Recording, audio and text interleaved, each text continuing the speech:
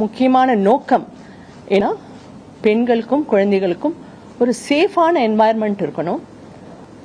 பெண்களுக்கும் குழந்தைகளுக்கும் எதிரான குற்றங்களை முழுமையா தடுக்கணும் அப்படிங்கிறது தான் நோக்கம். இதுல இவங்க எஸ்எஸ்எஃப் அதாவது சிங்கப்பெண் சிறப்பு அதிரடி படையினர் இருந்து எப்படி ஒர்க் பண்ணுவாங்க அப்படின்னா, அவங்க இருந்து பெண்கள் எங்கெல்லாம் அவங்க நிறைய நடமாடுற இடம், bus stand, railway station, IT hubs, இது மாதிரி தொழிற்சாலைகள் எங்கெல்லாம் பெண்கள் ஒர்க் பண்றாங்களோ அங்கெல்லாமே இவங்க இருந்து போவாங்க, அவங்களோட இன்டராக்ட் பண்ணுவாங்க. முதல்ல அவங்களுக்கு ஒரு கான்ஃபிடன்ஸ் வரணும்.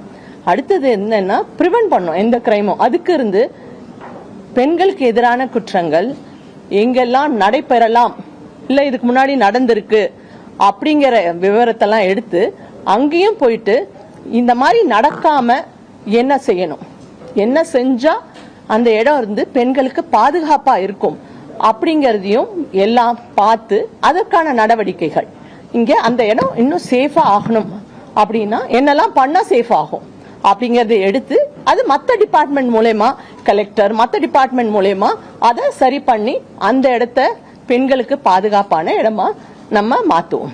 அது மட்டும் இல்ல, அவேர்னஸ் இப்ப மற்றவங்களும் இருக்கணும் இல்லையா, போலீஸ் மட்டும் இல்லாம எல்லாரும் சேர்ந்து ஒரு அவேர்னஸ் இருந்ததுன்னா பெண்களோட பாதுகாப்பு பத்தி அப்ப இருந்து இன்னும் இருந்து நம்ம பெண்கள் பாதுகாப்பை அதிகப்படுத்தலாம். அதனால அவேர்னஸ்க்காகவும் இவங்க இருந்து மற்றவங்களோட லைக் மற்ற டிபார்ட்மெண்ட்ஸ், என்ஜிஓஸ், மக்கள் இவங்களோட எல்லாம் சேர்ந்து அவேர்னஸும் கிரியேட் பண்ணுவாங்க, மற்ற டிபார்ட்மெண்ட்ஸோட கோஆர்டினேட் பண்ணுவாங்க.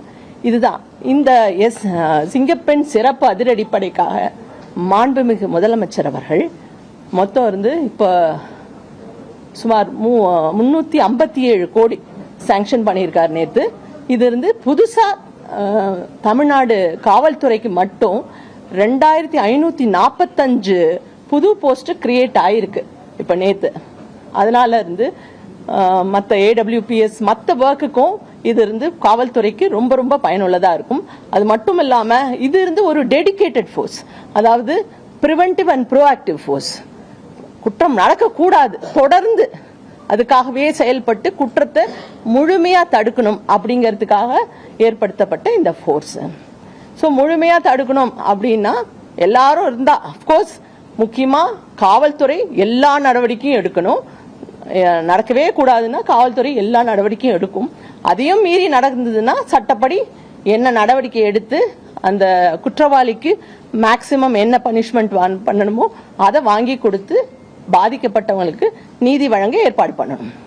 ஸோ அது இருந்து காவல்துறையோட சேர்ந்து மற்றவங்களும், மற்ற டிபார்ட்மெண்ட், மக்கள், என்ஜிஓஸ் எல்லாம் சேர்ந்து பண்ணா இன்னும் இருந்து எஃபெக்டிவா நம்மளால முழுமையா கண்ட்ரோல், அதாவது பிரிவென்ட் பண்ண முடியும். முழுமையா நம்ம எந்த இடமும் பாதுகாப்பான இடம், பெண்களுக்கு பாதுகாப்பான இடம் தமிழ்நாட்டில் அப்படிங்கிற நிலைமையை நம்ம கொண்டு வரலாம்.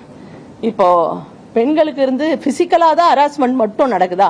நிறைய இருக்கு, உங்களுக்கே தெரியும். ஆன்லைன்ல எல்லாமே இருக்கு, நிறைய ஆன்லைன் மீடியா, சோசியல் மீடியான்னு பெண்களுக்கு எதிராக நிறைய அபியூஸ். என்ன பிசிக்கல் ஹராஸ்மெண்ட் இல்லாம இது ஒரு மென்டல் ஹராஸ்மெண்ட். ஸோ நேத்திக்கு இருந்து மாண்புமிகு முதல்வர் அவர்கள் சொன்னாரு, பெண்களுக்கு எதிரான எந்த குற்றமா இருந்தாலும் குற்றம் செஞ்சவங்களுக்கு கடுமையான தண்டனை வழங்க இருந்து எல்லா ஏற்பாடும் பண்ணுவோம் அப்படின்னு. தமிழ்நாடு காவல்துறை அதுக்கு இந்த மாதிரி இருந்து மென்டல் ஹராஸ்மெண்ட்டுக்கும் இது வந்து BNSல இருக்கு, IT ஆக்ட்ல இருக்கு, அண்ட் போக்சோ இருக்கு, இந்த மாதிரி மென்டல் ஹராஸ்மெண்ட்டுக்கும் இருக்கு. அதுக்கு இருந்து கடுமையான நடவடிக்கை தமிழ்நாடு காவல்துறை எடுக்கும்.